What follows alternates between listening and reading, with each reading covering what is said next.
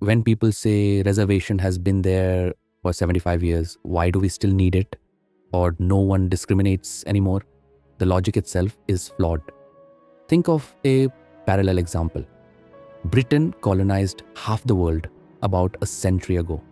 Isn't it still reaping the privileges and wealth it looted from its colonies? And aren't those colonies still suffering from the damage done decades, sometimes centuries ago? India's economy still bears the scars of colonial exploitation, doesn't it? The same applies to caste. Thousands of years of inequality won't magically disappear just because the explicit oppression stops. And let's be clear, caste discrimination hasn't stopped.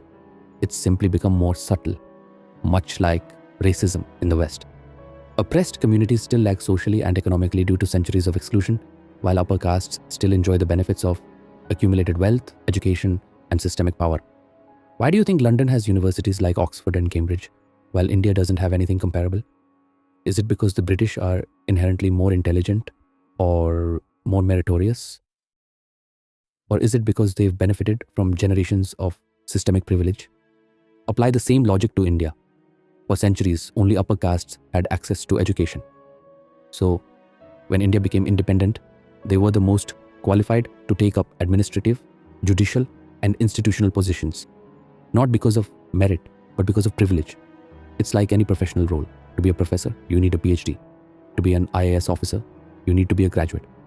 For upper castes, even after independence, this was achievable because they weren't the first in their families to study. They had a head start and they've continued to benefit from it. So why do we still need reservation after 70 years? Because to break into a system dominated by the same privileged castes, we need an unbiased tool to ensure representation despite systemic bias. Imagine an institute where 100% of professors are from upper castes. A vacancy opens. Without reservation, systemic bias takes over during hiring, often unconsciously. It's human nature to favor your own.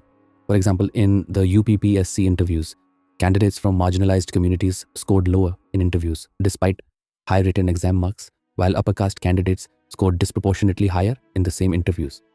Statistically, this pattern across such a large group is no coincidence. It's bias at work. Reservation is what helps counteract that bias. It ensures opportunities aren't stolen by generations of privilege disguised as merit, because merit is often nothing more than inherited advantage, and reservation is the only realistic tool we have to balance the scales.